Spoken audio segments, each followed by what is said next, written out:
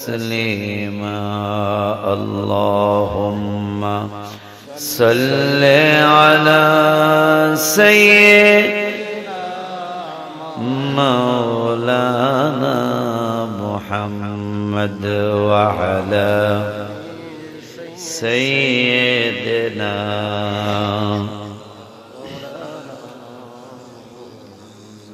أغرني وغرهني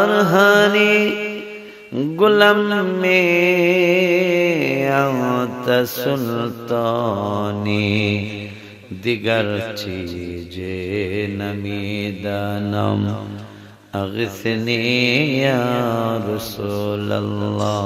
तो যাই হোক শুকর আদায় করতেছি যে ব্রাহ্মণ পাড়া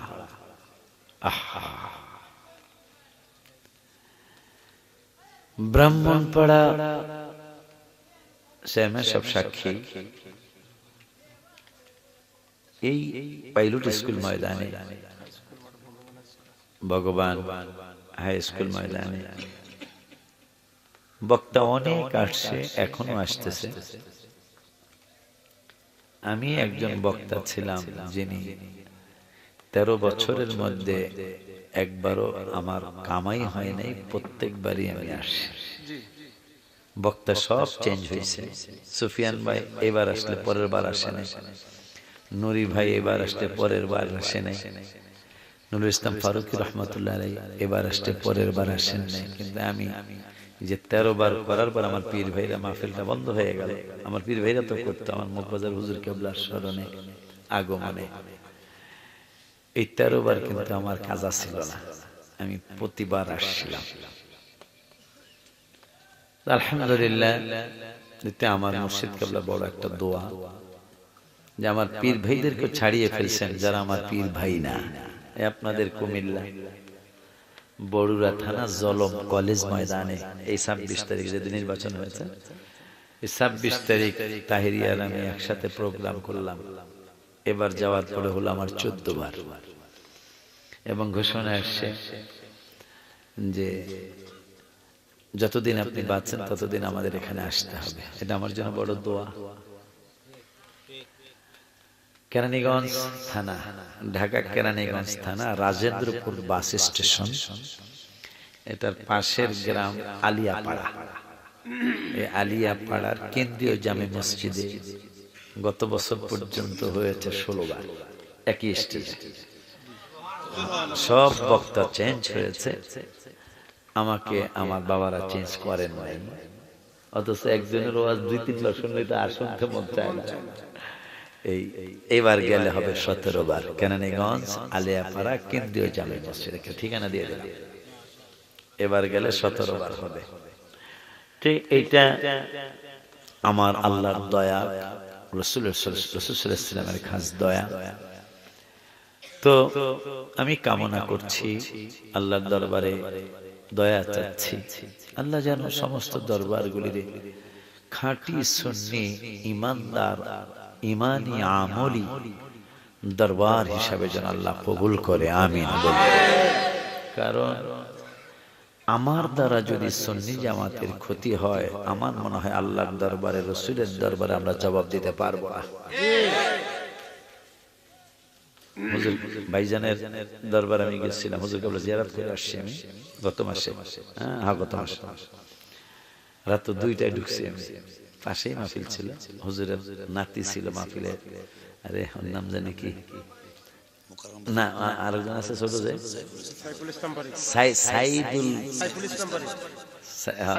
সাইফুল ইসলাম, এই পাগলে দাওয়াত দিছিল আর কি। তো যাই হোক, পরে আমি বলছি আব্বা আমি আসবো রাত্রে, তো আর কষ্ট দিইনি। হুজুর কেবলার জিয়ারত করে দরবারটা দেখে আসলাম, খুব ভাল লাগছিল, খুবই ভাল লাগছিল। মসজিদ কিন্তু চমৎকার মসজিদ করছে, চমৎকার বড় মসজিদ মাশাআল্লাহ। এই যে মাদ্রাসা, টাইটেল মাদ্রাসা, কি মাদ্রাসা, হাজার হাজার ছাত্র ছাত্রী এখানে লেখাপড়া শিখছে, সুন্নিয়াতের গবেষণা চলছে, কিভাবে রাসূল সাল্লাল্লাহু আলাইহি ওয়াসাল্লামকে আমরা পেতে পারি, কিভাবে আমরা সুন্নি জামাতের প্রচার প্রসার করতে পারি, শুধু এটাই গবেষণা চলছে। ভাই ভাইজান যে দরবারের মুরিদ আলামিন বাড়িয়া দরবার শরীফ, আলহামদুলিল্লাহ। তাই আমি যে 13 বার আসছিলাম, 13 বারে মনে হয় ওনারে পাইছিলাম, আলহামদুলিল্লাহ। মাশাআল্লাহ, দীর্ঘদিন চেয়ারম্যানই করেছেন। এটা এই বছর যে একটু ড্রপ, আমি বলবো যে এটা আপনারও দোষ না, এটা আল্লাহর ইচ্ছা হয়েছে। আর কারণ যে এই চেয়ারম্যান মিয়া তুমি তো অনেকদিন করছো, তো এবারে তুমি একটু রেস্ট করো, কথা কন না।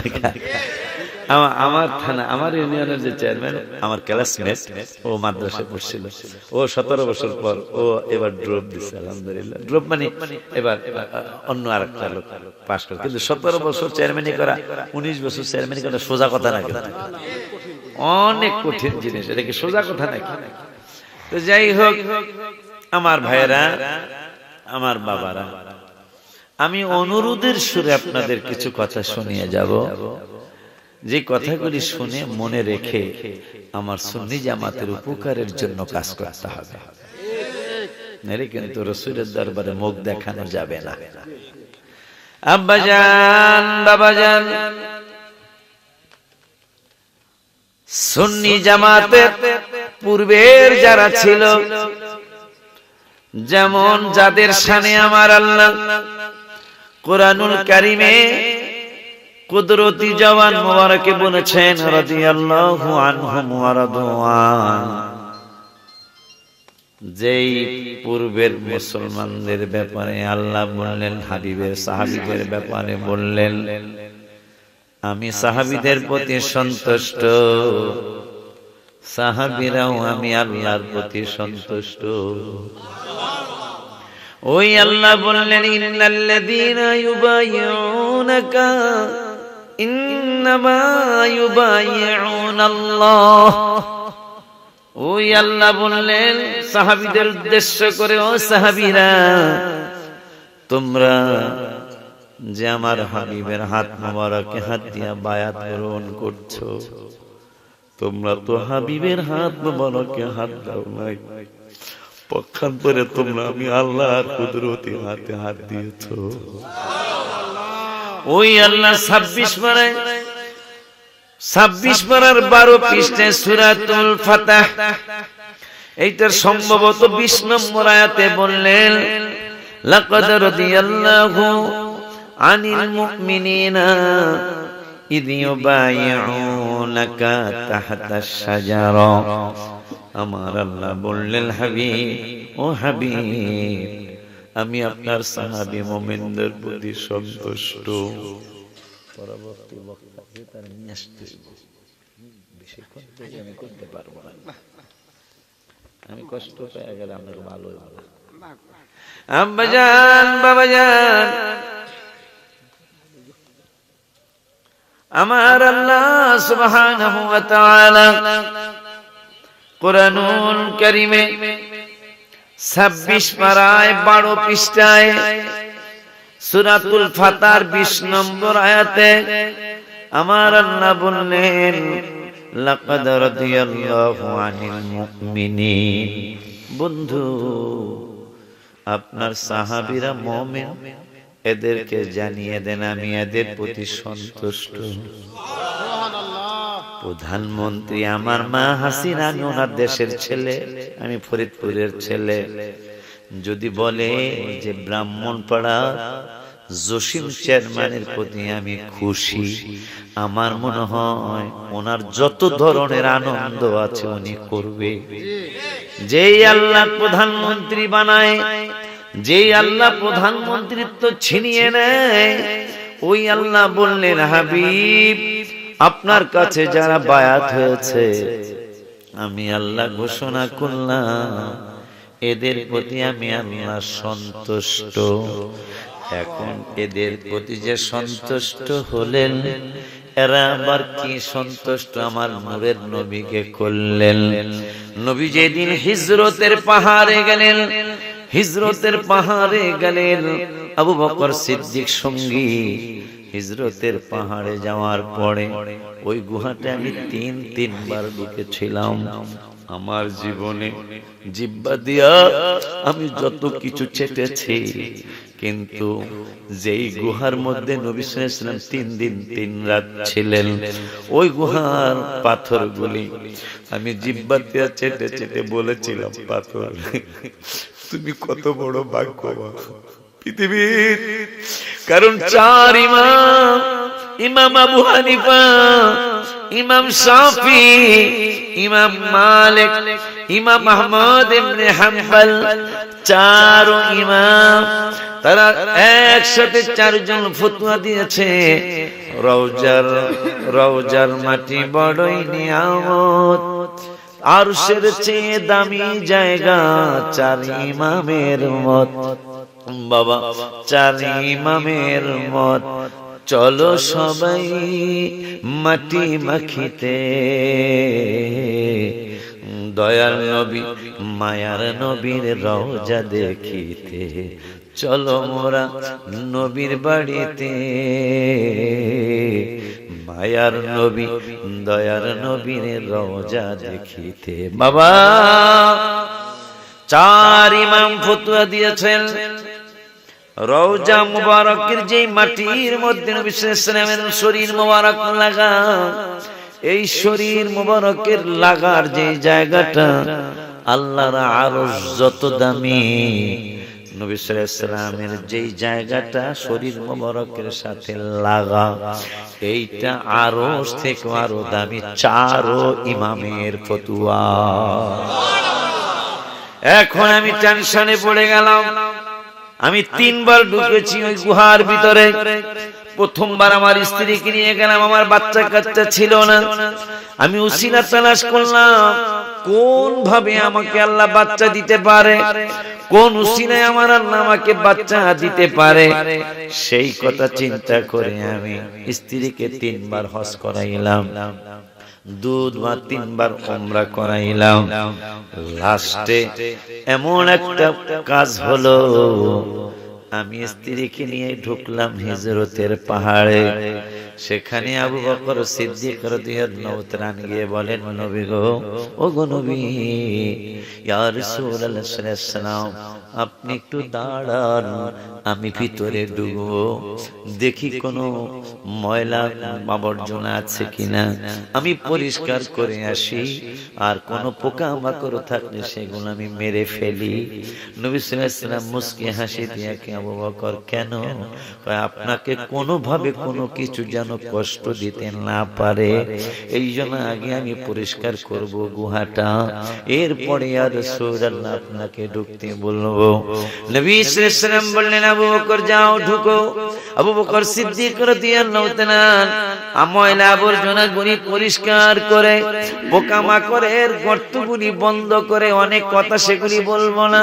আবু বকর সিদ্দিক রাদিয়াল্লাহু তাআলা, যিনি জান্নাতের প্রথম টিকেটটা পেয়েছেন, যে আবু বকরের জন্য কোরআনের 10 পারায় সম্ভবত 12 পৃষ্ঠায় সূরা তাওবায় আবু বকরের জন্য আয়াত নাজিল হয়েছে, ইয়াকুলু লিসাহিবিহি লা তাহজান ইন্নাল্লাহা মা'ানা। আবু বকর সিদ্দিক গুহার মধ্যে ঢুকে নবী সাল্লাল্লাহু আলাইহি ওয়াসাল্লামকে নিয়ে ঢুকে টেনশনে পড়ে গেলেন, কাফেররা যদি আসে তাহলে আমার নবী সাল্লাল্লাহু আলাইহি ওয়াসাল্লামকে দেখে ফেলবে। মাকড়সায় কয়, নবী গো, আপনি তো বলেছেন বুইস্তু ইলান নাসি কাফা, আপনি শুধু মুসলমানদের নবী না, আপনি সমস্ত মানুষের নবী। শুধু ইয়া রাসূলুল্লাহ তাই বলেন? মাকড়সায় কয়, আপনি তো আরো বলেছেন ওয়া উরসিলতু ইলাল খালকি কাফা, রাওয়াহু মুসলিম। মুসলিম শরীফে আপনি জানিয়ে গেছেন আমি মাকড়সাও আপনার উম্মত। ইয়া রাসূলুল্লাহ সাল্লাল্লাহু আলাইহি ওয়াসাল্লাম, আপনি হুজরা মুবারক ছেড়ে চলে আসছেন। ইয়া রাসূলুল্লাহ, আপনি তো বলেছেন আমি মাকড়সাও আপনার উম্মত। আজকে মুনাফিকের দলেরা বেয়াদবের দলেরা আমার হাবিবকে নিয়ে কত ফালতু মন্তব্য করে। এ বেয়াদবের দলেরা আর আমার নূরের নবী সাল্লাল্লাহু আলাইহি ওয়াসাল্লামের উম্মত হয়ে মাকড়সার দিকে বলল, নবী গো, যদিও আল্লাহ কোরআনুল কারীমে বলেছেন আমাদের মাকড়সার ব্যাপারে, মাথালুল লাযীনা ইত্তাখাযু মিন দুনিল্লাহি আউলিয়া কামাথালিল আনকাবুত ইত্তাখাযাত বাইতাও ওয়া ইন্না আওহানাল বুয়ুতি লাবাইতুল আনকাবুত লাউ কানু ইয়ালামুন। ইয়া রাসূলুল্লাহ, আল্লাহ আমাদের আনকাবুত মানে মাকড়সা, আমাদেরকে আল্লাহ আমাদের ঘরের ব্যাপার বলেছেন, তোমরা যদি আমি আল্লাহকে ছাড়া অন্য কাউকে বন্ধু বানাও তাইলে এটা কেমন হবে জানোনি? ইত্তাখাযাত বাইতাও ওয়া ইন্না আওহানাল বুয়ুতি লাবাইতুল আনকাবুত। যদি তোমরা আমাকে ছাড়া অন্যকে বন্ধু বানাও তাহলে মাকড়সার ঘরটা যেমন মজবুত, মাকড়সার ঘর মজবুত নেই, এই কথা না। এই যে জালিগুলি আয় আরে কেমন জালি, সুবহানাল্লাহ। আর মাকড়সার খবর জানেন, মাকড়সা কিন্তু জীবন দিয়ে বাচ্চা ফোটায়, এটা জানেননি আপনারা? মাকড়সা কিন্তু বাচ্চা দেওয়ার পর আর বেঁচে থাকে না। আয় হায় হায়, মাকড়সা জানে তাদের পূর্বপুরুষ থেকে চলে আসছে যে আমি যেই দিন বাচ্চা দিব ওই দিন আমি মারা যাব। তারপর মাকড়সা বলতেছেন, আমি বাচ্চা তোমাদেরকে জানিয়ে গেলাম আমি তোমাদের মা। মাঝে বাচ্চাদের জন্য অনেক কিছু করে, সে মাকড়সা প্রমাণ দিচ্ছে যে আমি তোমাদের মা, আমি জানি তোমার বাবার সাথে আমি মিলামিশা করলে আমার বাচ্চা পেটে আসবে, বাচ্চা পেটে আসা মানে আমি মৃত্যুবরণ করব, কিন্তু তারপরও তোমাদেরকে আমি ফালাবো না। মাকড়সায় পর্যন্ত বাবা তোমরা দেখো, মাকড়সায় কিন্তু যেদিন বাচ্চা দেয় ওই দিন ওই দিনই মারা যায়, আর সে জানে যে আমার বাচ্চা পেটে আসলে মারা যাবে। সেই মাকড়সা আমার নবী সাল্লাল্লাহু আলাইহি ওয়াসাল্লামকে বললেন, নবী গো, আমার ঘরের ব্যাপারে আল্লাহ কোরআনে উদাহরণ দিয়েছে, আপনাকে ছাড়া যারা বন্ধু বানাবে অন্যকে তাদের ঘরটা মাকড়সার ঘরের, তাদের বন্ধুটা মাকড়সার ঘরের মতো বন্ধু হবে। মাকড়সার ঘরটা যেমন একেবারে নড়বড়, ঠিক আপনাকে ছাড়া অন্য কাউকে বন্ধু বানাইলে তার বন্ধুত্ব হবে ওইরকম নড়বড়। ইয়া রাসূলুল্লাহ, আপনি বলেছেন আমি মাকড়সা আপনার উম্মত, এইজন্য আমি কি করতে পারি? ইয়া রাসূলুল্লাহ সাল্লাল্লাহু আলাইহি ওয়াসাল্লাম, আমার যতটুকু ক্ষমতা আছে আমি অতটুকু প্রয়োগ করব। ইয়া রাসূলুল্লাহ সাল্লাল্লাহু আলাইহি ওয়াসাল্লাম, গুহার ভিতরে আমি গুহার মুখের মধ্যে আমি মাকড়সা দিয়া জাল বানাবো। কাফেররা যদি এসেই পড়ে, যখন জাল বানানি দেখবে তখন তারা অটোমেটিক চিন্তা ফাইনাল করবে যে এই গুহার ভিতরে রহমাতুল লিল আলামিন ঢুকেন নাই, এই যদি ঢুকতো তাইলে মাকড়সার জাল থাকতো না। কবুতর কয়, নবী গো, নবী গো, ইয়া রাসূলুল্লাহ সাল্লাল্লাহু আলাইহি ওয়াসাল্লাম, আপনি মাকড়সা জাল বানাইলো, মাকড়সা যেমন আপনার উম্মত, আমি কবুতর আপনার উম্মত। ইয়া রাসূলুল্লাহ সাল্লাল্লাহু আলাইহি ওয়াসাল্লাম, মাকড়সার জালটা বুনাইছে, মাকড়সার জালের ফাঁক দিয়ে আপনাকে দেখা যাইতে পারে। এই জন্য আমি আমার স্বামীকে নিয়ে চিন্তা করেছি, আমার যিনি হাজবেন্ড, আমার কবুতর হাজবেন্ড পায়রাটার সাথে আমি পরামর্শ করেছি যে আমরা দুইজন তো রাসূলের উম্মত। মাকড়সায় যেই মাকড়সার ঘরের ব্যাপারে কোরআনে আসছে, মাকড়সার ঘরটা তেমন মজবুত ঘর না, ওই মাকড়সায় রাসূলের ভালোবাসা জাল বানাইতে পারে, ঘর বানাই পারে, কাফেররা যেন নবীকে কষ্ট না দিতে পারে, এই জন্য মাকড়সায় ঘর বানাইলো। এ পায়রা আমার হাজবেন্ড, আসো আমরা দুইজনে মিলে পাহাড়ের থেকে আমরা বিভিন্ন ধরনের কাঠ বাঁশ বিভিন্ন ধরনের ডালপালা এনে আমরা একটা বাসা বানাই, কারণ মাকড়সার বাসা দিয়া নবীজিরে দেখা যাবে। আমরা দুইজনে যদি একটা বাসা বানায়া ফেলাই মুখের ভিতরে, তাইলে আর নূরের নবী সাল্লাল্লাহু আলাইহি ওয়াসাল্লামকে দেখা যাবে না। যখন মাকড়সার জাল বানানোর পরে কবুতর আবার বাসা বানায়া ডিম দিল, ডিম দেওয়ার পরে নবী সাল্লাল্লাহু আলাইহি ওয়াসাল্লাম বললেন, আবু বকর দেখো, তাকিয়ে দেখো, মাকড়সা আমাকে ভালোবাসে, কবুতর আমাকে ভালোবাসে। শুধু তাই না, আমি গজলের মধ্যে 2021 সালের আগস্টের 6 তারিখ শুক্রবার 7:30 একটা গজল লিখলাম।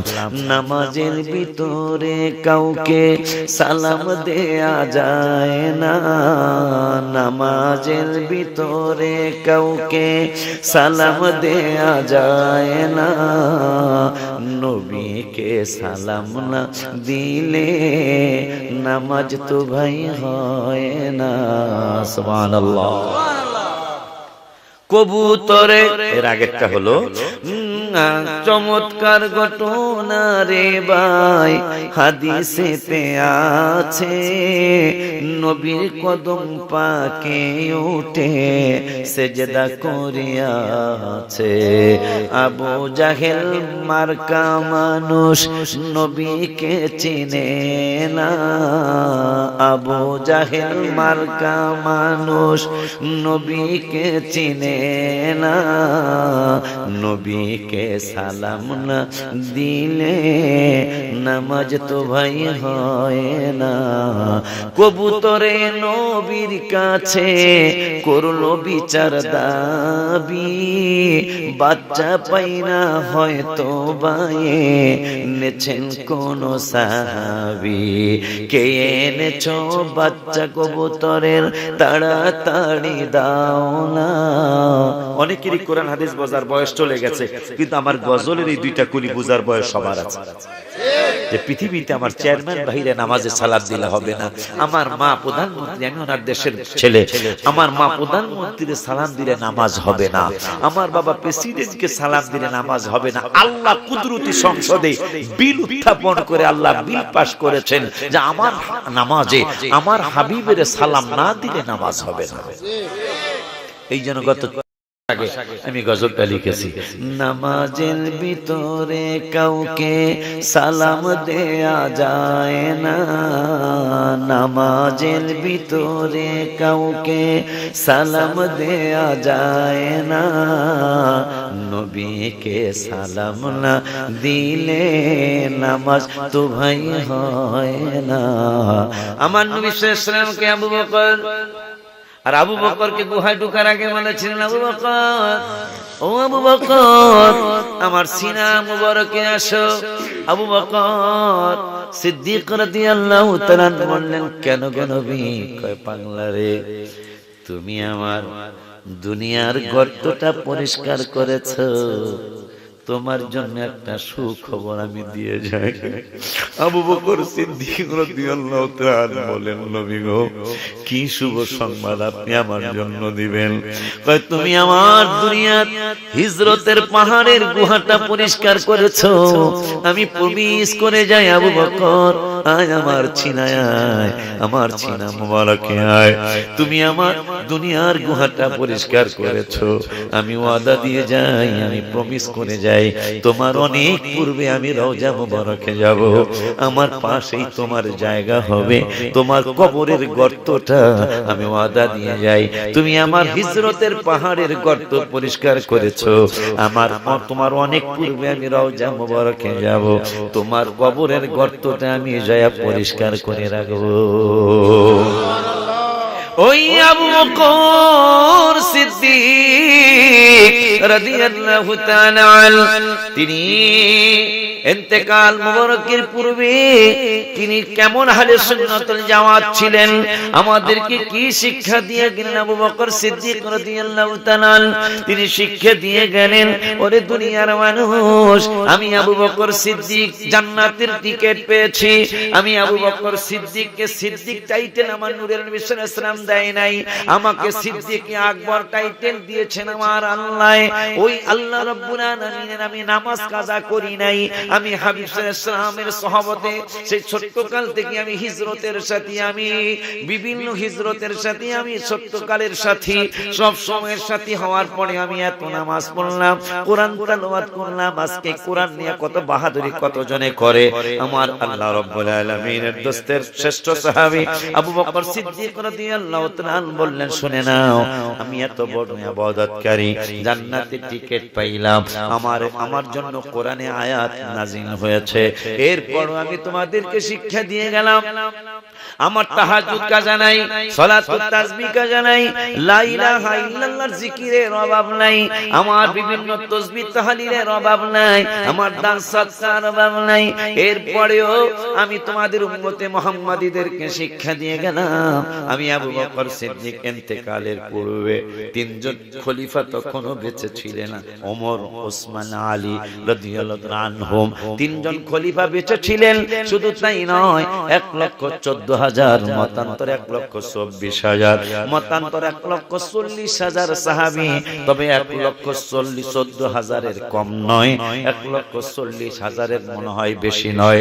এর মধ্যে সাহাবীদের সংখ্যা বাবা আবু বকর সিদ্দিক রাদিয়াল্লাহু তাআলা কয়, ওরে দুনিয়ার মানুষ, আমার ইবাদতের অভাব নাই, আমার আওয়াবিন নামাজ কাজা ছিল না, ইশরাকের নামাজ কাজা ছিল না, আর হাবিবের সহবতে কত ছিলাম আমি, আমার কোরআন তেলাওয়াতের অভাব ছিল না। এরপরে আমি খানায়ে কাবা চিনি, খানায়ে কাবার দরজার সামনে দোয়া কবুল হয়, তাও আমি আবু বকর সিদ্দিক জানি। কাবার চত্বরের রুকনি ইয়ামানিতে দোয়া কবুল হয়, আমি আবু বকর সিদ্দিক জানি। হযরত আসওয়াদ কালো পাথরের চুমা দিলে গুনাহ ঝরে যায়, এই জায়গা দোয়া কবুলের জায়গা আমি আবু বকর জানি। কাবার চত্বরের মধ্যে মাতাবের মধ্যে দোয়া কবুল হয়, আমি আবু বকর জানি। কাবার নিজাবে রহমত, বৃষ্টি নামলে কাবার ছাদের থেকে যেই জায়গায় পানি পড়ে এটাকে বলা হয় মিজাবে রহমত। এই মিজাবে রহমতের নিচেই কাবার হাতিমের মধ্যে মা হাজেরা শোয়া, মা বাবা ইসমাইল আলাইহিস সালাম শোয়া, ওনাদের মাজার শরীফের জায়গায় দোয়া কবুল হয়, আমি আবু বকর জানি। আরাফাতের ময়দানে দোয়া কবুল হয়, আমি আবু বকর সিদ্দিক জানি। মিনার ময়দানে দোয়া কবুল হয়, আমি আবু বকর সিদ্দিক জানি। আর মুজদালিফার ময়দানে দোয়া কবুল হয়, আমি আবু বকর সিদ্দিক জানি। কিন্তু আমি ইন্তেকাল মুবারকের পূর্বে তিনজন খলিফা তখনও বেঁচে আছেন, লক্ষাধিক সাহাবী তখনও পৃথিবীতে বেঁচে আছেন। সকলকে বলে গেলাম, তোমরা আমাকে কাবা শরীফে কবর দিবা না, আমাকে তোমরা আরাফাতের ময়দানে কবর দিবা না, আমি আবু বকর সিদ্দিককে মুজদালিফায় দোয়া কবুলের জায়গায় কবর দিবা না, বাইতুল মুকাদ্দাস মুসলমানদের প্রথম কিবলা সেখানে কবর দিবা না, আমাকে তোমরা কবর দিও। আমার এত ইবাদত থাকার পরেও আমার ভিতরে ভয় আছে। আমি তোমাদেরকে শিক্ষা দিয়ে গেলাম যে পরপারে কবর জগৎ থেকে শুরু করে জান্নাতে যাওয়া পর্যন্ত রহমাতুল লিল আলামিন ছাড়া উপায় নাই। এইজন্য আমি ওসিয়ত করে গেলাম, আমার ইন্তেকালের পরে আমার কবরটা হাবিবের কদম মোবারকে দিও। মুনাফিকরা বুঝলো কি আর আবু বকর সিদ্দিক শ্রেষ্ঠ সাহাবী, তিনি বুঝলো।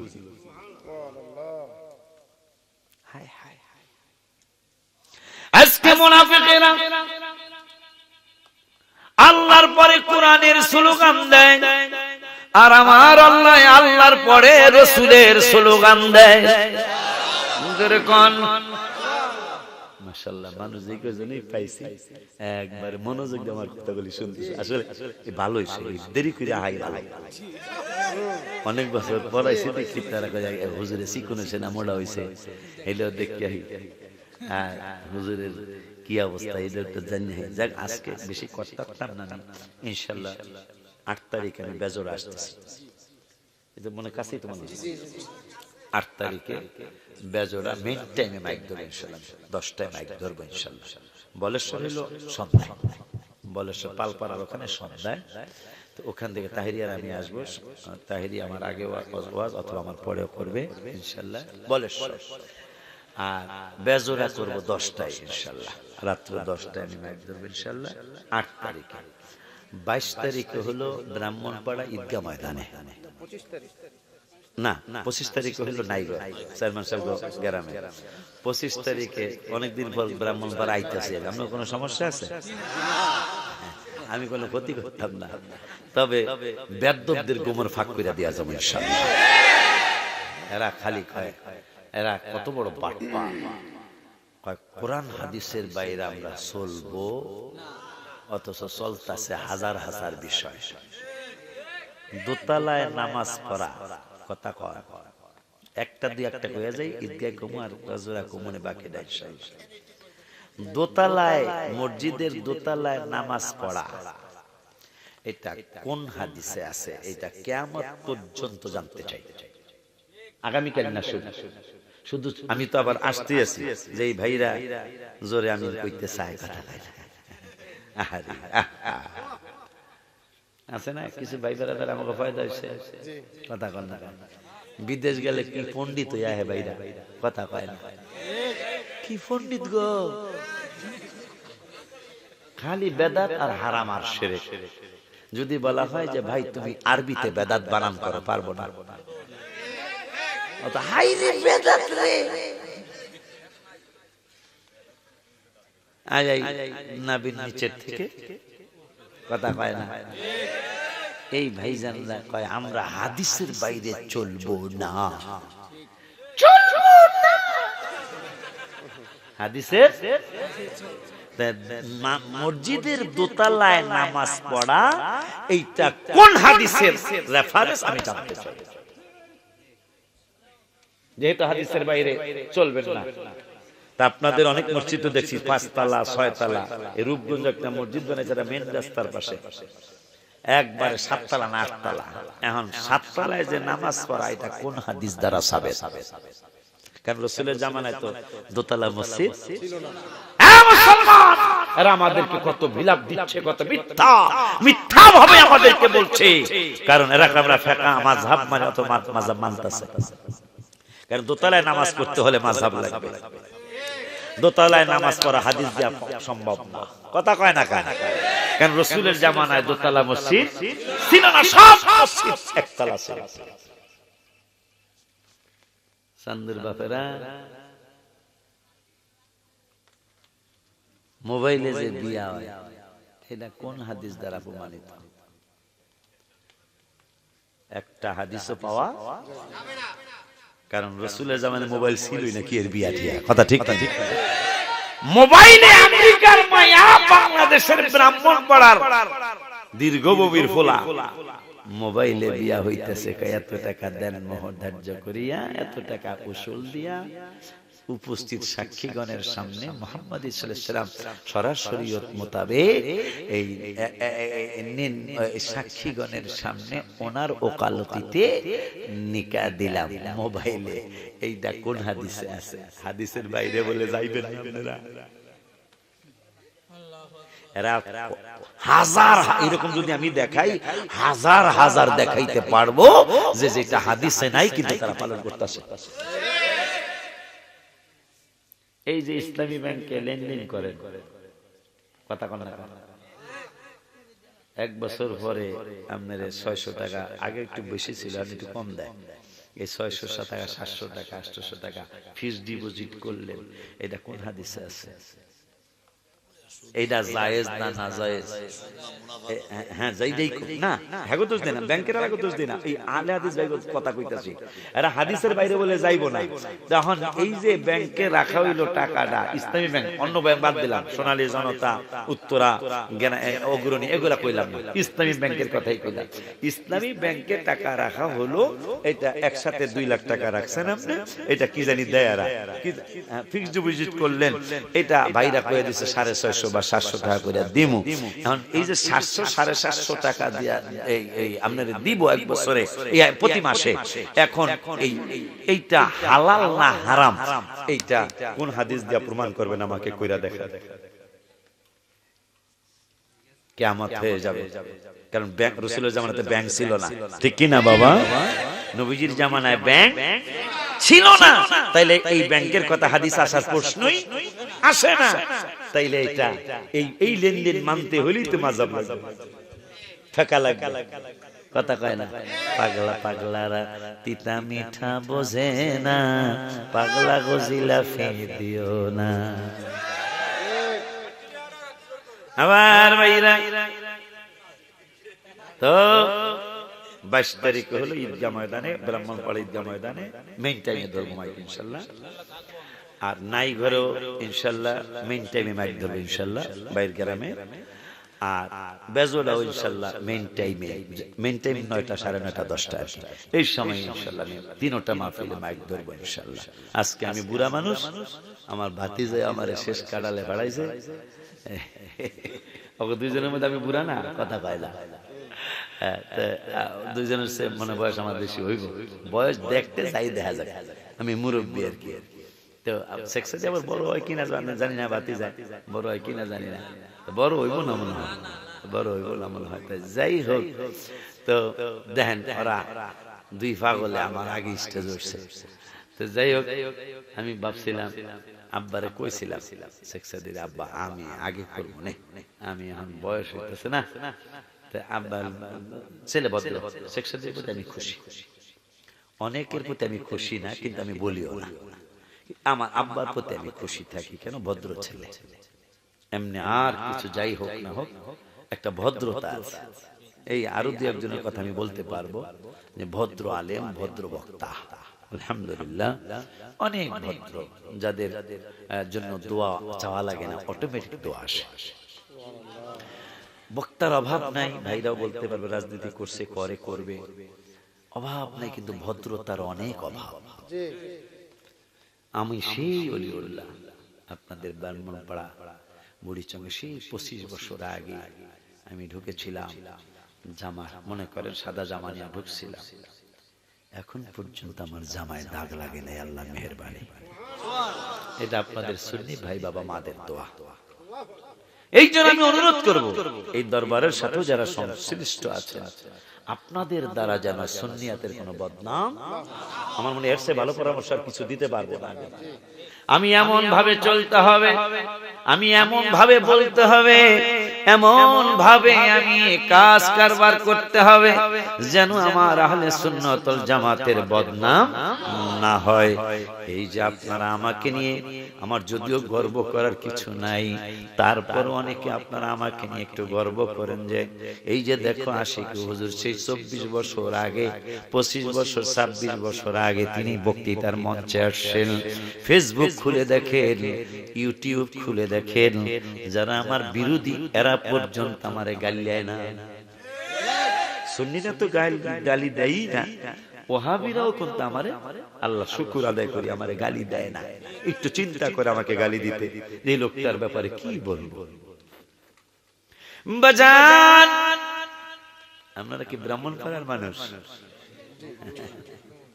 ওইটা আর কি, থানা তো ব্রাহ্মণপাড়া। বাজান বাজান রে, আমার নূরের নবী সাল্লাল্লাহু তাআলা আলাইহি ওয়াসাল্লামের সাহাবী আবু বকর সিদ্দিক রাদিয়াল্লাহু তাআলা কয়, দুনিয়ার মানুষ রে, আমি আবু বকরের ইবাদতের অভাব নাই, কিন্তু আমি ইবাদতের উপর ভরসা করি নাই, আমি রাসূলের প্রেম নিয়ে কবরে গেলাম। আজকে আমার ভাই, আমি আবার গালিগালাজ পছন্দ করি না, আমার ভাই জানের আজকে আল্লাহর পরে কোরআনের স্লোগান দেয়, অথচ আমার আল্লাহ আল্লাহর পরে রাসূলের স্লোগান দেয়। কোরআনুল কারীমে 21 কোরআনুল কারীমের 5 পারার 19 পৃষ্ঠায় 2 নম্বরের আয়াত আমার আল্লাহ ওয়াজ করলেন সূরাতুন নিসায়, ইয়া আইয়ুহাল্লাযীনা আমানু আমিনু বিল্লাহি ওয়া রাসূলি। আমার আল্লাহ বললেন, ঈমানদারেরা তোমরা ঈমান আবারও আনতে হবে। আমার আল্লাহ রাব্বুল আলামিনের দোস্তকে আল্লাহ বললেন, হাবিব আপনার ঈমানদার মুসলমান, সুন্নি মুসলমান গুলো আপনি জানিয়ে দেন, আমানু আমিনু বিল্লাহি ওয়া রাসূলি। যারা ঈমানদার, ঈমানদারদের আবারও ঈমান আনা লাগবে।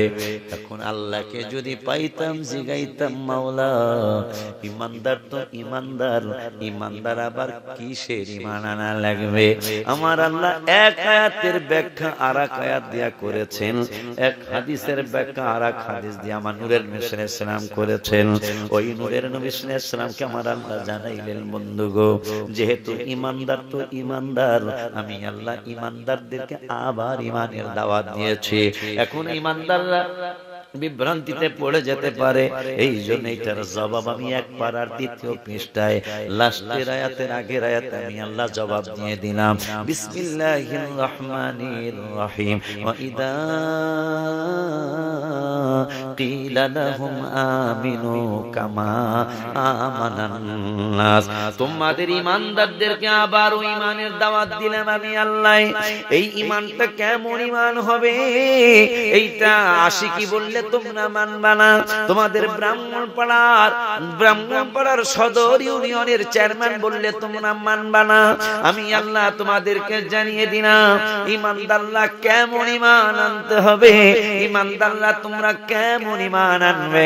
আমি আল্লাহ উত্তর দিয়ে দিলাম। ওয়াইদা কিলা লাহুম আমিনু কামা আমানান নাস, জানিয়ে দিলাম তোমাদের পূর্বে যারা সাহাবা আজমাইন ঈমান এনেছিল, সাহাবা আজমাইনদের মতো তোমরাও ঈমানওয়ালা হয়ে যাও। এখন সাহাবীদের ঈমানটা কেমন ছিল?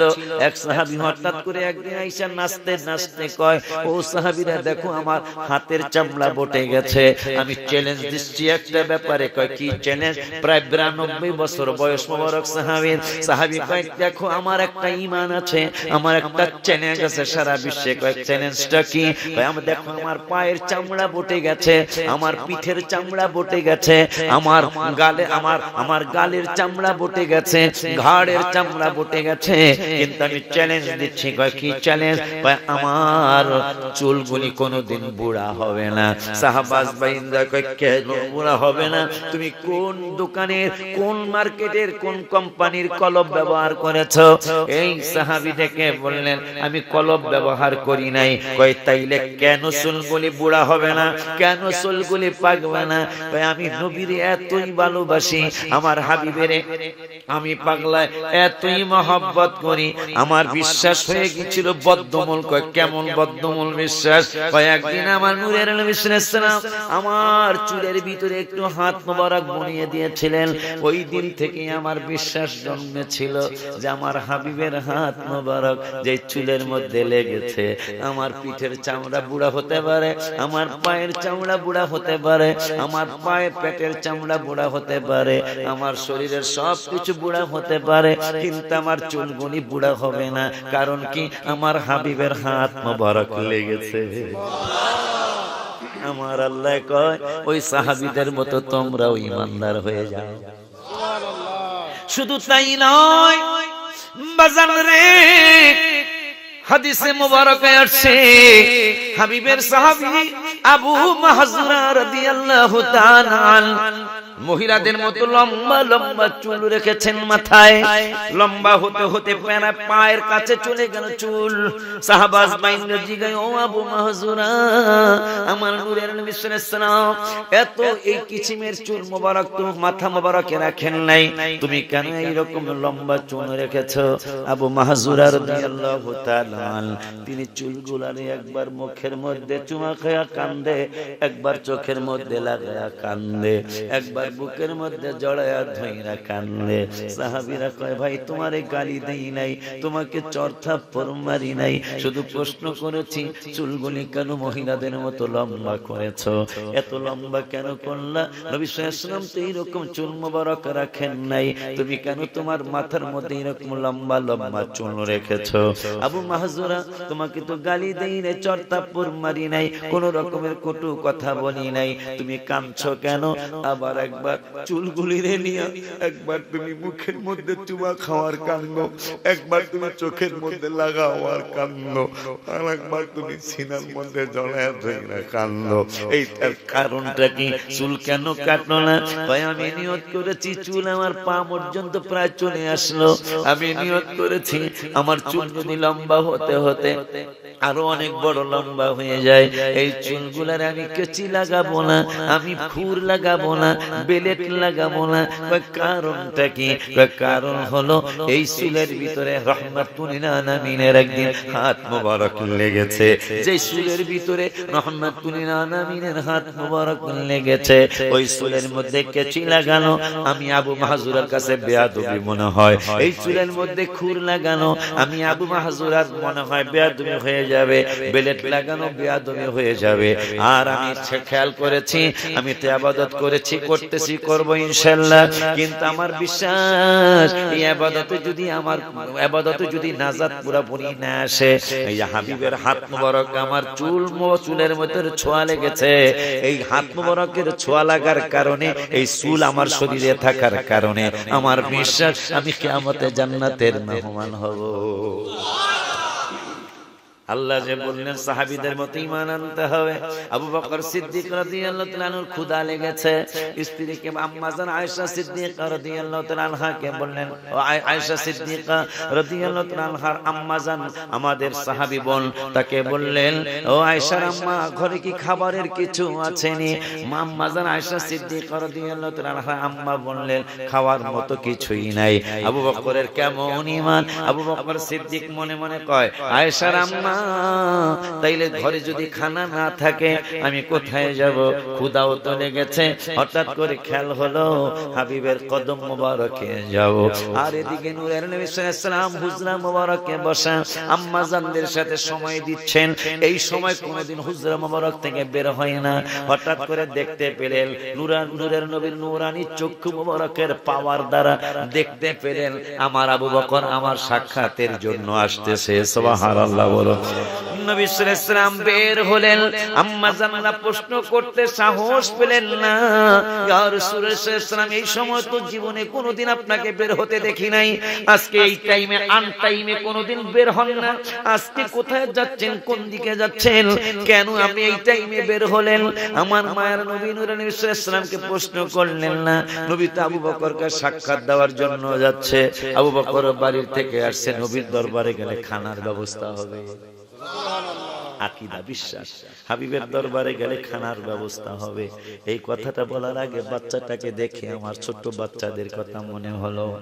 নবী সাল্লাল্লাহু আলাইহি ওয়াসাল্লাম ফজরের নামাজ পড়ানোর জন্য মসজিদে নববী শরীফের মধ্যে যেতেন। আমি আশ্চর্য হয়ে গেলাম কিতাবে দেখে, এই ছোট্ট ছোট্ট বাচ্চাগুলি পানির পেয়ালা নিয়ে রাস্তায় দাঁড়িয়ে থাকতেন ফজরের পরে। ওরা কয়, আমরা ঘুমাবো না, এই রাস্তা দিয়ে আমার রাসূল যাইব, এই রাস্তা দিয়ে আমার নূরের নবী যাইব। নবী সাল্লাল্লাহু আলাইহি ওয়াসাল্লাম নামাজের জন্য যাবে, আবার নামাজ পড়ে এই রাস্তা দিয়ে আসবে। ছোট্ট ছোট্ট বাবুগুলি, ওদের মতো ছোট্ট ছোট্ট বাবুগুলি পানির গ্লাস নিয়ে, পানির পেয়ালা নিয়ে রাস্তার মধ্যে দাঁড়িয়ে গেলেন। সারিবদ্ধভাবে নবী রাহমাতুল লিল আলামিন এই রাস্তা দিয়ে আসবে, এই চিন্তা করে সারিবদ্ধভাবে পানির পেয়ালা নিয়ে দাঁড়িয়ে গেলেন। নবী সাল্লাল্লাহু আলাইহি ওয়াসাল্লাম কাছে আসছেন, ফজরের নামাজ পড়ায়া মুনাজাত দিয়া রাস্তা দিয়ে আসতেছেন। ছোট্ট ছোট্ট বাবুগুলি বলে, নবী গো, মেহেরবানি করে আপনার আঙ্গুল মুবারক গনি পানির মধ্যে চুবায়া দেন। আমার নূরের নবী সাল্লাল্লাহু আলাইহি ওয়াসাল্লাম কয়, বাবুরা তোমরা কেন আমার হাত মুবারক চুবাইতে বলো? কয়, আম্মা জানের কাছে শুনেছি, আব্বা জানের কাছে শুনেছি, কোরআনে একটা আয়াত নাযিল হয়েছে, বিসমিল্লাহির রহমানির রহিম, ইকতারাবাতিস সাআতু ওয়ানশাক্কাল কামার ওয়া ইন ইয়ারাউ আয়াতান ইউরিদু ওয়া ইয়াকুলু সিহরুম মুস্তামির। ইয়া রাসূলুল্লাহ, আম্মা জান একবার বুকে নিয়ে আপনার গল্প করেছে, আব্বা জান একবার বুকে নিয়ে আপনার গল্প করেছে গো নবী। ইয়া রাসূলুল্লাহ সাল্লাল্লাহু আলাইহি ওয়াসাল্লাম, আমরা আপনার আঙ্গুল মোবারকের ব্যাপারে আম্মা জান আব্বা জানের কাছে জেনেছি, আপনার আকাশের চাঁদের সাথে আঙ্গুল মোবারক লাগানো লাগে নাই, আপনি শুধু আঙ্গুল মোবারক দিয়ে ইশারা করেছেন, দুই টুকরা হয়ে যাও, সঙ্গে সঙ্গে আকাশের চাঁদ দুই টুকরা হয়ে গেছে। আমি এই ব্যাপারে একটা গজলও লিখেছি। কোরআনে এত নবীজির শান মুনাফিক দেখে না,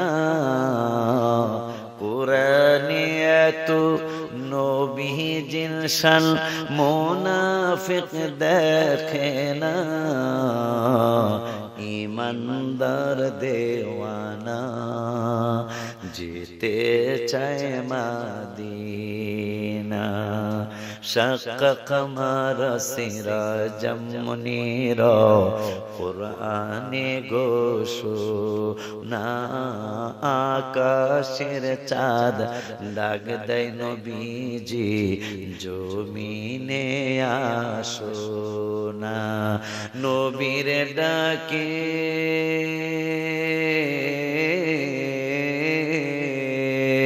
নবীর ডাকে আকাশের চাঁদ টুকরা হয় দুই খানা, ইমানদার দেওয়ানা যেতে চায় মদিনা। মারহাবা। খায়বর প্রান্তে, এটা গত বছর লিখছেন, 1 বছর হয়েছে। খায়বর প্রান্তে আলীর কুলে নবী সাইয়েদে না, আসরের নামাজ কাজা হয়ে যায় নবীকে জাগায় না। ডুবন্ত সূর্য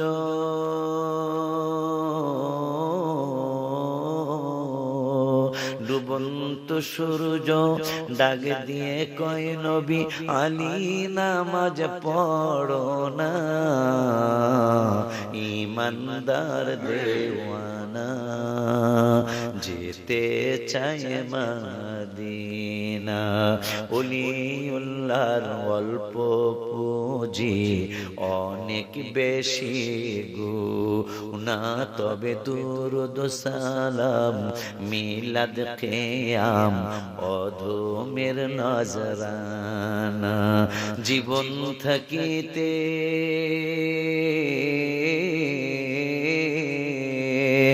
জীবন থাকিতে নবীর দিদার দিও গো রাব্বানা,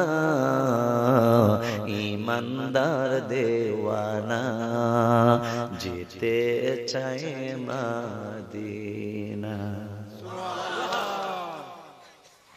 নবীজি আপনার আঙ্গুল মুবারকের যে কত দাম, মায় বলেছে বাবায় বলেছে, এই জন্য আসছি আপনার আঙ্গুল মুবারক চাঁদে লাগানো লাগে নাই। আঙ্গুল মুবারকের কথা মনে হয়, একটা কথা মনে হয়েছে, মেরাজের রাত্রে চতুর্থ আসমানে গেলেন নবী সাল্লাল্লাহু আলাইহি ওয়াসাল্লাম। চতুর্থ আসমানে বিশাল একটা এরিয়া, এই দুনিয়ার চেয়ে অনেক বড় এরিয়া, বড় লম্বা একটা গেট, ওই গেটের মধ্যে বিশাল তালা লাগানো, তালার নিচে একজন ফেরেশতা বসা। নবী সাল্লাল্লাহু আলাইহি ওয়াসাল্লাম আঙ্গুল মুবারকের কথাটা মনে হয়েছে। নবী সাল্লাল্লাহু আলাইহি ওয়াসাল্লাম যায় কয় আসসালামু আলাইকুম ওয়া রাহমাতুল্লাহি ওয়া বারাকাতুহু। ফেরেশতা তালার নিচে যে দারোয়ানের চাকরি করে, পাগলায় সালামের জবাব দেয় না। আমার নবী সাল্লাল্লাহু আলাইহি ওয়াসাল্লাম এর সাথে জিবরাইলকে বড় সালামের জবাব দাও না, যিনি সালাম দিয়েছেন তোমার প্রতি শান্তি বর্ষিত হোক।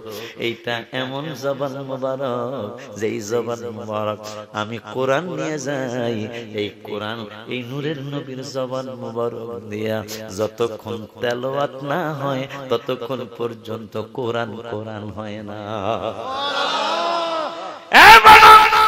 সালাম দিস ওই জবান মুবারকে, তুই সালামের জবাব দিস না, লিডার রাগ হয়ে না, নবীও যেন রাগ না হয়। কারণ আমার জন্মের পরে চাকরি বেতন ছাড়া আমাকে আল্লাহ বলছেন যে কোনো মুহূর্তে তালাক না লাগবে। নবী কয় চাবি কই, দারওয়ানে কয় চাবি নাই। দারওয়ানের চাকরি তো এইটা, তালা খুলবে তালা লাগাবে, আমি তালা খুলবো, চাবি আমারে দেই নাই, কইছে বইয়া থাক। নবী কয় জিবরাইল এটা কেমন কথা, দারওয়ানের কাছে চাবি নাই, জিব্রাইল কয়, নবী কয় জিব্রাইল তুমি চাবির খবর জানোনি? জিব্রাইল কয় ইয়া রাসূলুল্লাহ আমার জন্মের পর থেকে এই তালার সামনে দিয়া লাখ লাখ বাবার গেছি আর আইছি, কিন্তু চাবির কথা আমিও জানি না। নবী সাল্লাল্লাহু আলাইহি ওয়াসাল্লাম কয় জিব্রাইল চাবি আমি হাবিবের কাছে। জিব্রাইল এখন উপরের পকেট মোবারকে চেক করে, তবে চেক করতেছে আবার একটু ইতস্ত করতেছে, এত বড় তালা চাবি অন্তত এতটুকু তো হইব, পকেট তো ছোট। সুবহানাল্লাহ। চাবি রাখলো কই? নবী সাল্লাল্লাহু আলাইহি ওয়াসাল্লাম বলল চাবি হাবিবের হাত মোবারকে। আমার নবীর কথাও তো সত্য, সেইটা আল্লাহ 21 পারার 19 পৃষ্ঠার লাস্টের আয়াতে বলেছেন ওয়া সাদাকাল্লাহু ওয়া রাসূলু, আল্লাহ সত্য বলেছেন, আমার রাসূলও সত্য বলেছেন। নবীর কথাও তো সত্য, কিন্তু চাবি রাখলো কই? নবী কয় চাবি আমার কাছে। জিব্রাইল পকেট খোঁজে, পিছনে খোঁজে, সামনে খোঁজে। বুখারীর হাদিস, নবী উম্মতের অন্তরের কথাও বুঝে। জিব্রাইল কয় তুমি বুঝি চাবি খোঁজো? কয় ইয়া রাসূলুল্লাহ হ্যাঁ আমি চাবি খুঁজতেছি, যে এত বড় তালা ব্রাহ্মণপাড়া থেকে দীর্ঘভূমি পর্যন্ত কম বেশি হতে পারে, এত বড় বড় একটা তালা, এইটার চাবি কইছেন আপনার কাছে, এই চাবিটা কই আমি খুঁজতাছি। কয় জিব্রাইল ভুইলা গেলা কেমনে? আমার তো 4 টুকরা করতে চাবি লাগে নাই, আঙ্গুল সোয়া লাগালাম লাগে নাই। জিব্রাইল যে আঙ্গুল মোবারক দিয়া আমি 4 ইশারা করে টুকরা করেছি, এই আঙ্গুল তালার সাথে লাগানো লাগবে না, আমি শুধু ইশারা করব তালা খুলে যাবে। জিব্রাইল কয় দরকার কি ভিতরে যাওয়ার লাগা? নবী কয় পাগলা রে জিব্রাইল, তুমি তো আর তোমার তো কোনো উম্মত নাই, আমার তো উম্মত আছে। আমি এই তালা খুলবো, আমার ইশারা আঙ্গুল মোবারক ইশারা করে তালা খুলবো, তালা খুলে ভিতরে ঢুকবো।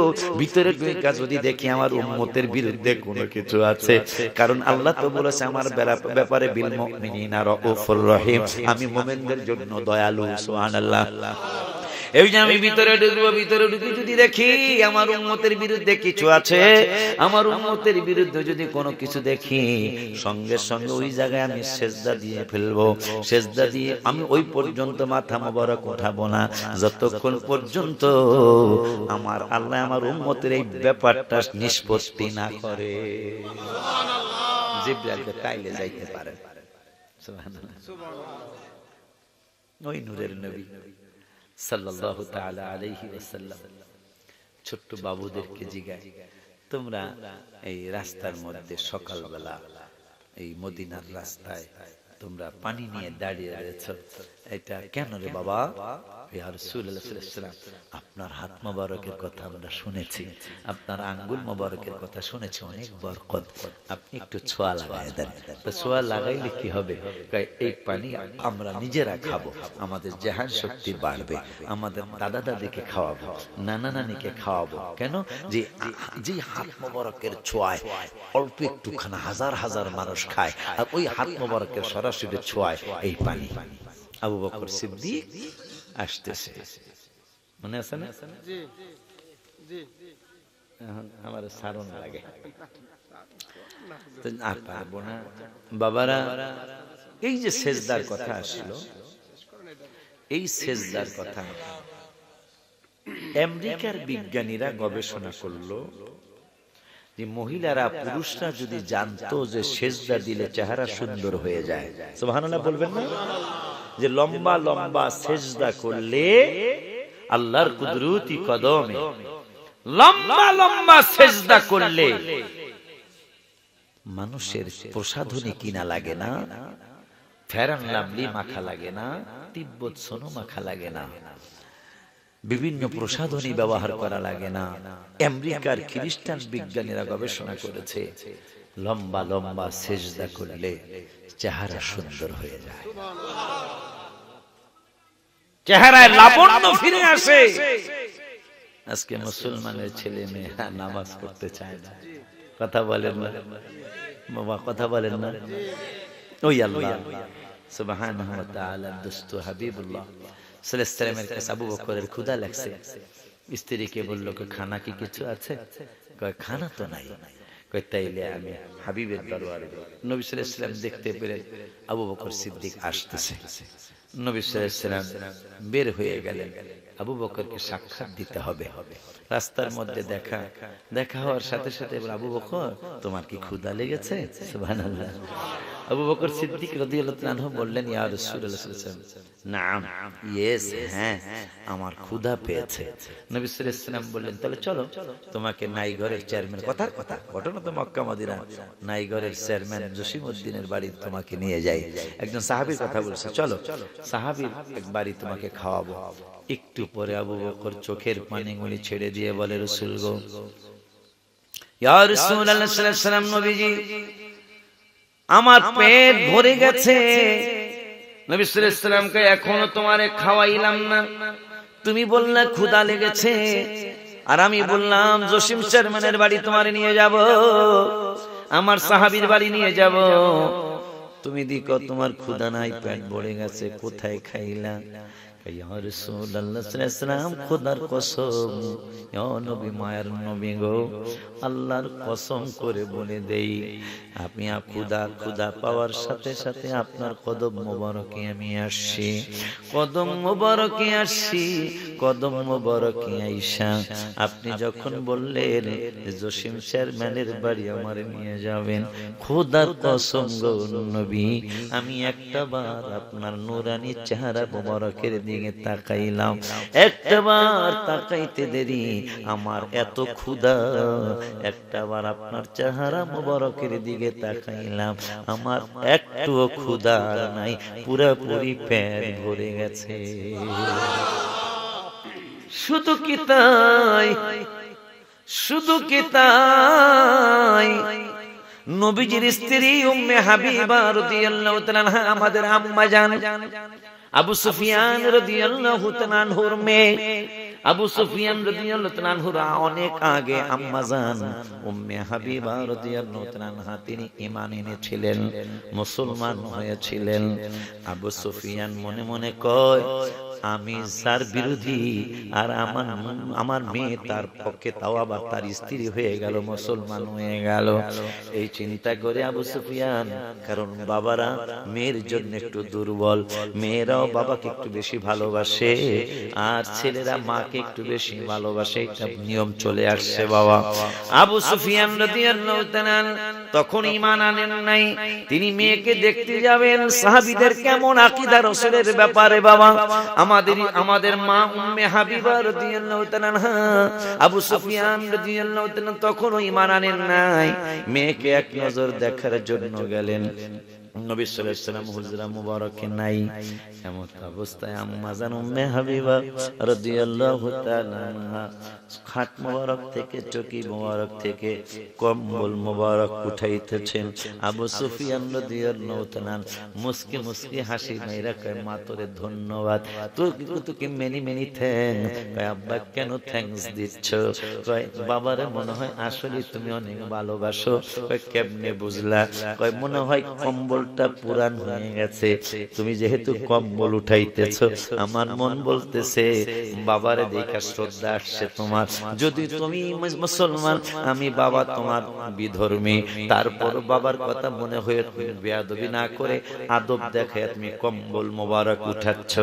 মা উম্মে হাবিবা, আমাদের আম্মা জান উম্মে হাবিবা রাদিয়াল্লাহু তাআলা আনহা বললেন, বাবা তুমি কি বুঝছো? কই আমি বুঝছি, আমার জন্য মনে হয় নতুন চাদর বা নতুন কম্বল বিছায়া দিবা, পুরান কম্বলটা উঠায় ফেলতেছো। আব্বা না না না, আমি এইটার জন্য কম্বল উঠাই নাই। কেন উঠাইছো তাহলে ভেঙ্গে বলো। কম্বল উঠাইলাম, এই কম্বল মোবারকটা তো সাধারণ কম্বল মোবারক নয়, এই কম্বল মোবারকে আমার নূরের নবীর শরীর মোবারক লাগছে, এই কম্বল মোবারকে আমার হাবিবের হাত মোবারক লাগছে, এই কম্বল মোবারকে আমার নূরের নবীর পা মোবারক লেগেছে, এই কম্বল মোবারকে আমার নবী সাল্লাল্লাহু আলাইহি ওয়াসাল্লামের ছোঁয়া লেগেছে, যেই কম্বল মোবারকে আমার নূরের নবী, তুমি আমার বাবা হতে পারো, তুমি আমার ফাদার হতে পারো, তুমি আমার ডেডি হতে পারো, কিন্তু আমি ঘোষণা করলাম বাবা তুমি আমাকে কি মনে করবা তাতে আমার কিছু আসে যায় না। কারণ আল্লাহ কোরআনুল কারীমের 10 পারার 9 পৃষ্ঠার 2 আয়াতে বলেছেন, ইয়া আইয়ুহাল্লাযীনা আমানু লা তাত্তাখিযু আবাকুম ওয়া ইখওয়ানাকুম আউলিয়া। আল্লাহ ঈমানদারদেরকে বলেছেন বাবাই যদি ইমানের বিপক্ষে, ঈমান মানে রবি, বাবাই যদি নবীর বিরুদ্ধে যায়, ভাইও যদি নবীর বিরুদ্ধে যায়, ভাই ঈমানের বিরুদ্ধে যায়, তাইলে ভাইকে তালাক দিও, বাবাকে তালাক দিও, ঈমান সিনাইটাই নাইও। আব্বা আব্বা বাবা রে, তুমি আমার আব্বা, আমি অস্বীকার করছি না, কিন্তু এই ব্যাপারে আমি সাবধান। কারণ এই কম্বল মোবারকে আমার নূরের নবী সাল্লাল্লাহু আলাইহি ওয়াসাল্লাম ঘুমায়, এই কম্বল মোবারকে আমার নবী সাল্লাল্লাহু আলাইহি ওয়াসাল্লাম ফিট মোবারক লাগায়, এই কম্বল মোবারকে আমার নবী সাল্লাল্লাহু আলাইহি ওয়াসাল্লাম ঠোঁট মোবারক লাগায়, আমার নবী সাল্লাল্লাহু আলাইহি ওয়াসাল্লামের গাল মোবারক লাগে। ও বাবা তুমি আমার আব্বা হতে পারো, তোমারে এই কম্বল মোবারকে আমি বসতে দিতে পারি না, কারণ আমার নবী শুধু পাক না, নবী পাক বানায়। সুবহানাল্লাহ, জোরে বলুন। আমার নূরের নবীর শরীর মোবারক যেই কম্বল মোবারক লেগেছে, ওই কম্বল মোবারকে তুমি আমার বাবা হতে পারো, আমি বসতে দিব না। আবু সুফিয়ান রাগ করে চলে গেছে, কয় রাগ করে যাও, কিন্তু আমার নবী আগে, এরপরে তুমি বাবা। মনে রাখবেন এগুলো, বাকি 8 তারিখে কম ইনশাআল্লাহ, বেজরা 8 তারিখে কম ইনশাআল্লাহ, আল্লাহ বাস। 8 তারিখে শেষ না হইলে 22 তারিখে কম ঈদগাহ ময়দানে, 22 তারিখে শেষ না হইলে নাইগর যায় কম 25 তারিখে ইনশাআল্লাহ।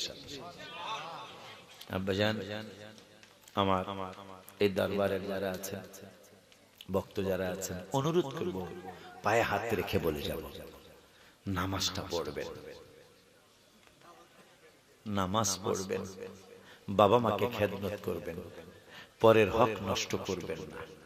শুদ্ধ খাওয়া দাওয়া হারাম, এটা খাবেন না, দিবেন না। মিথ্যা কথা ছেড়ে দিবেন।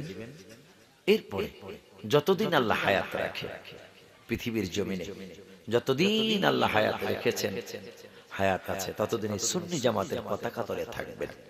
এই অনুরোধ আবদার করে গেলাম। খবরদার আবারও বলছি, এবেলা আমার বয়স হয়েছে না,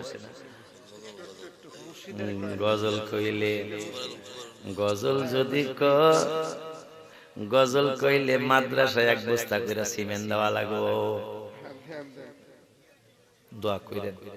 9 তলা ভবনের কাজ শুরু করছি, মাদ্রাসা 9 তলা ভবনের কাজ ধরছি, দোয়া করতে হবে আল্লাহ যেন না ঠেকায়। বাবা আমার এই 24-25 বছরের 24 নাস্তার পরে আমি দেখাইনি, বুঝলি সম্পর্ক থাকবে না।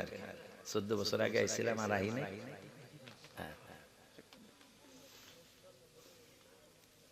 সম্মান দিতে হয়, সম্মান দিলে সম্মান পাবেন, সম্মান করলে সম্মান পাবেন, এটা আল্লাহর তরফ থেকে আসবে। তো যাই হোক, আমি অনুরোধ করে যাই, আমরা যারা আহলে সুন্নাত ওয়াল জামাতের পতাকা তলে আছি, সকলেই 5 ওয়াক্ত নামাজ পড়বেন। আপনার জন্য আমার জন্য যেন আমার সুন্নি জামাতের বদনামটা না হয়। বাবা মাকে পীরের চেয়ে সম্মান বেশি। বাবা মাকে, আমি কিন্তু তরিকতের খেদমত করতেছি, আমার মুরিদানদেরকে অর্ডার দেওয়া, আমার চেয়ে তোমার বাবা মাকে বেশি সম্মান করবা। কারণ আল্লাহ রসুলের পরে বাবা মা, আল্লাহ রসুলের পরে কিন্তু পীর নয়। কেউ কোরআন হাদিস দিয়ে প্রমাণ করতে পারবে না যে আল্লাহ রসুলের পরে পীর, বাবা মা পরে পীর। পীরের কাছে যেতে হবে, এটা আমাদের কোরআন হাদিস ইজমা কিয়াসের আলোকে হক্কানি পীর মুর্শিদ দেখে যেতে হবে। খবরদার, খবরদার, সাবধান, এই ব্যাপারে সাবধান হতে হবে। কারণ যিনি আমাকে পথ দেখাবেন, যিনি আমাকে রাস্তা দেখাবেন, তিনিও তো রাস্তা চিনতে হবে। কথা ঠিক কিনা বাজান? এই জন্য বাবা খুব সাবধানে চলতে হবে, পা দিতে হবে খুব সাবধানে, যেন পিচ্ছিল খেয়ে না পড়েন। খবরদার বাবা, আমার আবদার, আমি আপনাদের একজন ইমানি ভাই, আপনারও আমার ইমানি ভাই। কারণ নাইলে 2টা পর্যন্ত আমার লেগে বয়া থাকার কথা না, এটা একমাত্র ইমানি ভাই দেখেই থাকছে। আমার জন্য 2টা পর্যন্ত বসে থাকার কথা না, থাকছেন ইনশাআল্লাহ। অবশ্যই আপনারা আমার ইমানি ভাই, 8 তারিখে বন্ধু বান্ধবদেরকে দাওয়াত দিয়ে নিয়ে আসবেন ইনশাআল্লাহ। আমি তো সেই 13 বছর তো ওয়াজ করছি ভগবান হাই স্কুল ময়দানে। এই 8 তারিখে ইনশাআল্লাহ চেষ্টা করব আরো কিছু নতুন তথ্য কোরআন হাদিস ইজমা কিয়াসের ভিত্তিতে ইনশাআল্লাহ আপনাদের জন্য নিয়ে আসার জন্য। আল্লাহ যেন কবুল করে, আমিন বলি, আরো জবান খুলে আমিন বলি। তো অনুরোধের সুরে বলে যাই, নামাজটা কাজা করবেন না। ফাতে হুজুর আইছে, হুজুরকে সালাম দিয়ে কও একটু তাড়াতাড়ি আইতে। হ্যাঁ, একটু সালাম দিয়ে বলে বাজান আমরা সালাম দিছে আইতে কয়। আমার জামাই, আমার পরে যিনি আসতেছে আমার মেয়ের জামাই বলা যায়, এক দরবারের মেয়ের জামাই, আলহামদুলিল্লাহ বলো। তো ওই দরবারের সাথে হুজুরের শ্বশুর বাড়ির সাথে আমার অত্যন্ত ভালো সম্পর্ক। এখন যিনি আসতেছেন খুব ভালো একজন বক্তা। আমি একটা অনুরোধ করতেছি আপনাদেরকে, আমার জামাই বলে বলছি না, অত্যন্ত চমৎকার একটা কণ্ঠ আল্লাহ তাকে দান করেছেন, জুবায়ের আহমদ ফাতিহি। খুব সুন্দর একটা কণ্ঠ এবং যুবক এবং তথ্যভিত্তিক আলোচনা আমার আব্বাজি করে। আমি অনুরোধ করব, বাবা আসতেছে ইনশাআল্লাহ, অনুরোধ করব বেশি না, আধা ঘন্টা সময়, 30 মিনিট সময় আমার আব্বার আপনারা দেন জুবায়ের আহমদ ফাতিহিকে। 30 মিনিট সময় দেওয়ার পরে ভালো না লাগলে আপনারা যায়েন না। আমার মনে হয় এর স্যার ভালো কথা কি পেতাম। অনেক সময় ওই বক্তা নেমে গেলে অনেকে দূর জায়গা রে, ও হুজুর আসে কি হুজুর, ও তাইলে তো চিনি, ও তাইলে তো চিনে নেই, দীর্ঘভূমি মসজিদের খতিব নাকি, ও তাইলে তার চিনা গলায় বইতা লাগে না, তাইলে আমি চিনা মুখী। তারপর আমি তো জানি না আমার জামাই যায়নি এই খতিবগিরি, আমি তো জানি না। আমার জামাই খুবই ভালো একজন আলোচক। আমার মেয়ের জামাই আমাকে যথেষ্ট সম্মান করে, আমিও যথেষ্ট আদর করি। আল্লাহ হায়াতের মধ্যে বরকত দান করুক। ওনার বাবা জানো একজন বিশ্বাস, ওনাদের দরবারে আমি গত 2 বছর না 3 বছর আগে আমার পরে যিনি আসতেছেন আপনাদের খতিব সাহেব হুজুর, ওনাদের দরবারেও আমি গিয়েছি, আলহামদুলিল্লাহ ভালো। ওনার আব্বা জানো খুব ভদ্র মানুষ, খুব খুব খুব খুব জেন্টেল মানুষ। তো আমার আব্বাজি আসতেছেন, এই আব্বাজি, হ্যাঁ একটা গজল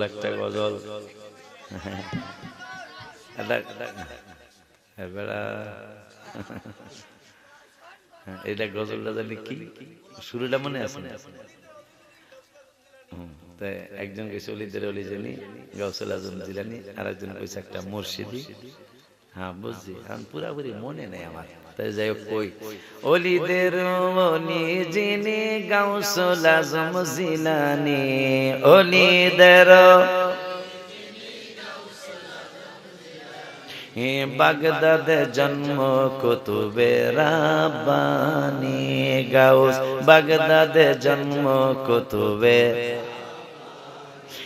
গাউস জন্ম তোমার বংশ তোমার হাসান হোসাইনি, তুমি হইলা মা ফাতেমার নয়নমণি, হায় হায় বংশ তোমার হাসান হোসাইনি, তুমি হইলা মা ফাতেমার নয়নমণি, একবার দিদার দেখাও তুমি ওগো গাউসে সামদানি, একবার দিদার দেখাও তুমি ওগো গাউসে সামদানি, বাগদাদে জন্ম কুতুবে নি, গাউস বাগদাদে জন্ম কুতুবে,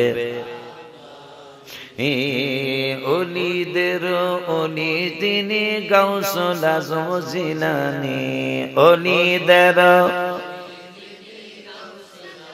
জিলানী, বাগদাদে জন্ম কুতুবে রাব্বানি, গাউস বাগদাদে জন্ম কুতুবে।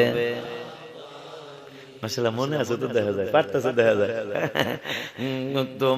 তোমার কাঁধে নবীজির কদম, সমস্ত ওলিদের কাঁধে তোমারই কদম, হায় হায় তোমার কাঁধে নবীজির সমস্ত অলিদের কাঁদে তোমারে কদম। অলিউল্লাহ ডাকে গাউজ দাও তোমার নজর খানে, অলিউল্লাহ ডাকে গাউজ দাও তোমার নজর খানে। বাগদাদে জন্ম কুতুবেরা, হে গাউজ বাগদাদে জন্ম কুতুবে। হায় হায় অলিদের অলি যিনি গাউসুল আজম জিলানী, অলিদের জিলানী বাগদাদে জন্ম কুতুবে। গাউস বাগদাদে জন্ম কুতুবে। মনেতে বাসনা যাইব মদিনা, মনেতে বাসনা যাইব মদিনা। মুর্শিদ নজর করো না মনে আর মানে না, মুর্শিদ নজর করো না মনে আর মানে না।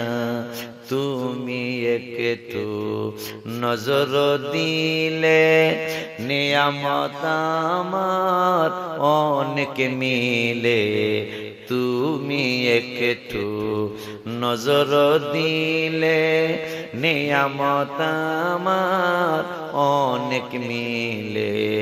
জায়গা পাবো নবীর চরণ তলে, জায়গা পাবো নবীর চরণ তলে।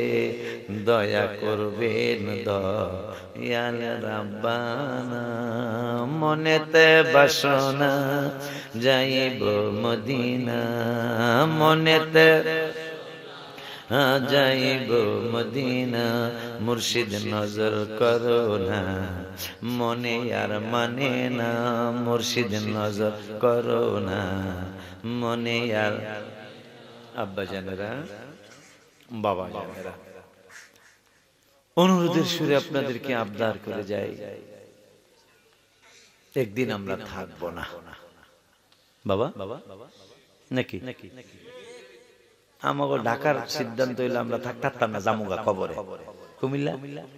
এ কথা কয় না কুমিল্লা কেউই সবাই, এটা কি সত্য? কোন সন্দেহ? বেঁচে থাকা সন্দেহ, বেঁচে থাকা সন্দেহ। কোন সময় মরে যায় ঠিক নেই, কিন্তু মৃত্যু যে কোনো সময়। বেঁচে থাকা কঠিন। পানির মধ্যে লঞ্চে আগুন লাগলো যুবক, কত বড় কষ্টের কথা। পানি দিয়ে আগুন নিভায়, আর ওই পানির মধ্যে লঞ্চে আগুন ধরলো যে গত সপ্তাহে। আহা, মানুষগুলো জীবিত। একটা হলো যে হিন্দু ভাইরা মারা গেলে মৃত্যুর পরে আগুনে জ্বালা, এটা একটা ব্যাপার। আর আমার লঞ্চের ভিতরে, বরিশালের লঞ্চ, অনেকগুলি মানুষ, শিশু সন্তান সহ, পানির মধ্যে লঞ্চ, অথচ সেই পানির মধ্যেই লঞ্চে আগুন লাগলো। যুক্তরাষ্ট্র, আমেরিকা, লন্ডনের কিছু যুবক ছিল, তারা বাড়িতে যাচ্ছে। বাড়িতে আর যাওয়া হলো না। যদি তারা জানতো, যদি তারা বুঝতো যে এই লঞ্চে উঠলে আমরা মারা যাব, যে পানির মধ্যে গিয়া লঞ্চে আগুন ধরবে, আমার মনে হয় একটা মানুষ এই লঞ্চে, একটা মানুষও লঞ্চে উঠতো না। আজকে এই মানুষগুলি স্মৃতি হয়ে রয়ে গেল। এই মানুষগুলি আমাদের মাঝে তারা স্মৃতি হয়ে থাকলো, কিন্তু আর সশরীরে এই মানুষগুলার আমরা দেখতে, কথা বলে, সশরীরে মানুষগুলার আর দেখতে পারবো না, চলে গেছে।